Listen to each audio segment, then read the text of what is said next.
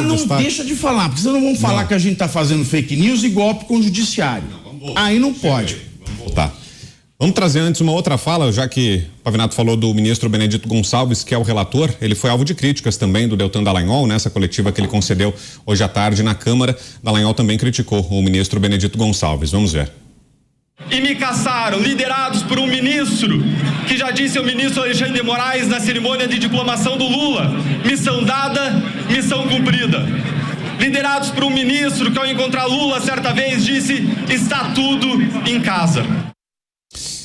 Roberto Mota, volto com você, Mota. E uma das aliadas, né, da Operação Lava Jato sempre foi, ou uma das aliadas foram as ruas, né? As ruas acabaram tendo um protagonismo, né? A mobilização popular, né? Sempre foi uma arma dos próprios procuradores, né? Do grupo de combate à corrupção. Em momentos decisivos da operação, a população foi às ruas, defendeu o combate à corrupção. Você acha que seria o momento agora de mobilizações populares? O Brasil deveria voltar às ruas nesse momento, Mota? Temos 2 minutos e meio. Eu tenho acompanhado aqui as redes sociais, as reações à cassação do Deltan. A reação mais comum é de revolta, de indignação, de incredulidade. Aí vem uma outra reação que vem de uma minoria, que é a reação de satisfação, como se a cassação do Deltan fosse o reparo de alguma injustiça ou o conserto de algum erro, né? É desnecessário dizer que essa reação de satisfação vem da esquerda e daqueles que ainda compram essa ideologia. Agora, o terceiro tipo de reação, Brown, é o que é mais curioso. Ele vem de pessoas que, embora lamentando a cassação do Deltan, insinuam que a cassação teria vindo, pelo menos em parte, pela postura adotada pelo Deltan, uma postura de evitar um confronto direto com o sistema, né, inclusive no aspecto eleitoral. Eu considero essa crítica injusta. Eu acho que o Deltan manteve durante todo o tempo uma posição coerente com o passado dele, com o cargo que ele ocupou. Cada um trava a sua luta política de uma forma diferente. O Deltan deixou bastante claro sempre quais eram as suas convicções, qual era a sua posição ideológica, né? Essa posição pode não ser a posição que muita gente queria que ele tivesse adotado, uma posição mais combativa, de denúncia, de confronto, mas isso de forma alguma dá a ninguém o direito de lhe tirar o mandato. O mandato que a gente tem sempre que lembrar foi outorgado a ele por quase 400 mil eleitores. Bom, esse é o tema, claro, da nossa enquete. A pergunta já está no ar lá no site da Jovem Pan e no Twitter. O Congresso deve agir para impedir a cassação de Deltan Dallagnol, sim ou não? 90,91% dizem que sim, 9,09% que não. Você continua participando no site da Jovem Pan, www.jovempan.com.br, no Twitter, @JovemPanNews. E José Maria Trindade, em 40 segundinhos, até em linha com essa nossa pergunta da enquete, vai ter reação do Congresso, Zé? Como é que vai ser a partir de agora? 40 segundos. Já houve uma reação política muito forte e esse é o forte do Congresso Nacional, né? A reação política. Esses rumores de que o Sérgio Moro também está no caminho é uma pressão dos que querem fazer a política desta maneira no vale tudo. Nem no vale tudo não é na política que tem que ser assim. O Congresso é a última palavra para a suspensão de um mandato, para a cassação, mas não pode entrar no mérito, né? Fica muito difícil uma reação na prática do Congresso para impedir esta decisão do TSE. E Cláudio Dantas, a gente viu em outros momentos, né, em decisões sobre possível cassação, perda de mandato, que o Congresso Nacional agiu, né, quando quis, quando se sentiu ameaçado, quando viu que uma determinada decisão judicial poderia abrir precedente, poderia ameaçar o restante do mundo político, houve reações, né, os parlamentares trabalharam até em defesa própria, né, para que não se abrisse esse precedente. No caso do Deltan Dallagnol, será que isso vai acontecer, Dantas? Ou agora a situação é diferente? Olha, Brau, a gente já viu de tudo. Hoje, naturalmente, a cassação do Deltan deixou muita gente com o pé atrás, especialmente a turma da direita.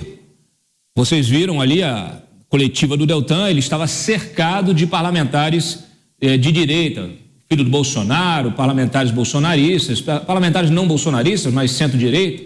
Enfim, eles sabem, os bolsonaristas sabem que o Bolsonaro será cassado. Ele terá seus direitos políticos também cassados. O TSE está pronto para fazer isso. O Valdemar disse numa entrevista há pouco, essa semana, que isso não vai acontecer. Na verdade, é um recado do que o Valdemar gostaria que não acontecesse, mas vai acontecer. Para não acontecer, teria que acontecer alguma coisa realmente surpreendente. Mas a tendência é essa. Se o Sérgio Moro vai entrar nessa mira, né, do TSE, da Justiça, de uma maneira geral, bom, ele já está, né, desde que o Lewandowski acolheu aquela reciclagem feita pelo Eduardo Apio de um depoimento daquele criminoso, daquele doleiro, que é o Tacla Duran, que já reciclou as denúncias dele 1 milhão de vezes, nunca conseguiu provar nada contra o Sérgio Moro, nem contra o Deltan Dallagnol. Quando a gente vai olhar em perspectiva, todas as acusações foram feitas ao longo da Lava Jato inteira, nenhuma foi provada. Foi preciso usar provas ilegais para atacar a Lava Jato, tirar ali, vasculhar as mensagens, fazer interpretações dessas mensagens, milhares, milhões de milhares de mensagens ao longo de 4, 5 anos. Imaginem só, foram pinçadas cirurgicamente para serem traçadas numa narrativa que fosse acolhida pela opinião pública e isso provocasse a tal da reversão de expectativas que eu disse mais cedo. Tem coisas muito mais expostas, muito mais simples de compreensão do que a explicação muito bem fundamentada feita pelo Pavinato, a explicação técnica. Naturalmente, é uma decisão que parece tirada ali, inspirada numa acrobacia do Circo de Soleil. O Salomão, no relatório dele, ao fazer o que ele fez, na verdade, ele está fazendo um gesto para o Lula. Aí a gente tem que fazer uma análise política desse processo. Ou não? Claro que tem. Nós estamos em plena disputa pelo Supremo Tribunal Federal, pela vaga deixada por Ricardo Lewandowski. E o Lula tem o seu preferido, que é o Cristiano Zanin. Tem um outro, que é o indicado, Manuel Carlos, indicado pelo Lewandowski, mas não é o único que tem seus preferidos. O Alexandre de Moraes tem o seu preferido, que é justamente o Salomão. O candidato do Moraes ao Supremo é o Salomão. E o Moraes esteve no aniversário do filho, no casamento, ele esteve no casamento do filho do Salomão agora, no fim de semana. A Malu Gaspar, do Globo, trouxe bastidores dessa festa.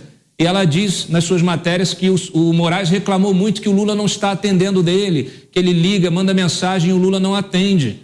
Então, eu começo a fazer uma leitura também de que esse gesto, de que essa cassação foi um gesto ao Lula. Lula, atenda meu telefone. Lula, eu também tenho um candidato. Considere esse candidato. O que você precisa? Uma oferenda? Está aqui, na bandeja de prata, a cabeça de Deltan Dallagnol. Pois é, Pavinato, como funcionam as coisas? Pode concluir, Pavi. Bom, vamos lá então. Se alguém lembra alguma coisa do que eu falei, da lei ficha limpa, o Deltan ele não está nessa hipótese. Nenhuma das 4. Ele não foi exonerado, ele não foi punido com a aposentadoria, e ele nem se aposentou voluntariamente e nem saiu por conta própria, no meio de um processo administrativo. Processo disciplinar administrativo.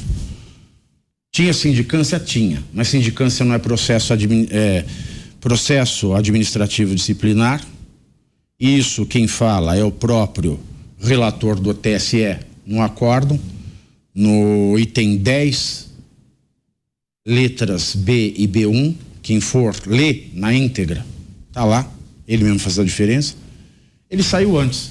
Se ele saiu antes do processo administrativo disciplinar, a lei permite. A lei não permite essas 4 hipóteses. Deltan não está em nenhuma delas. Dizer que ele saiu porque poderia vir a se tornar. Isso já é um exagero.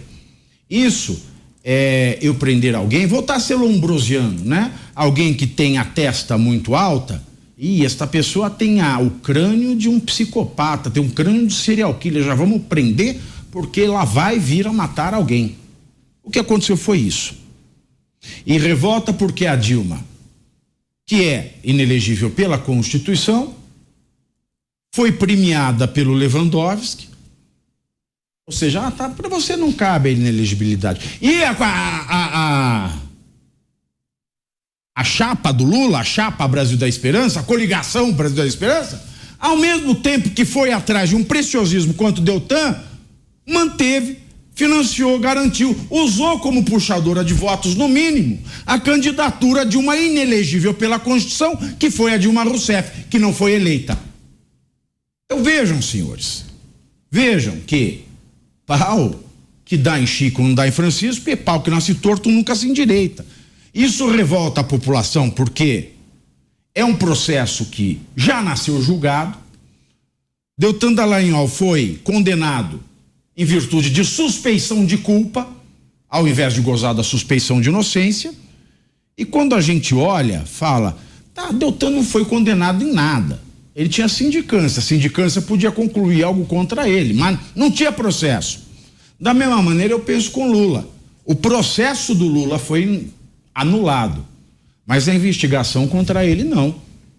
Se eu posso pensar que alguém tem que ser cassado porque é inelegível, porque tinha uma investigação que pode dar em alguma coisa, eu tenho que pensar da mesma maneira, porque a Constituição não permite discriminação, que o Lula é inelegível porque tem uma investigação da qual ele pode vir a ser condenado, mas ele continua como presidente.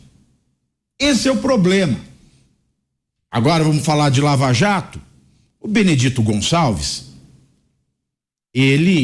isso está na revista Veja, publicada no dia 5 de outubro de 2022, ela retoma uma mensagem que o Benedito Gonçalves manda para o Léo Pinheiro, dono da OAS, condenado da Lava Jato. Condenado.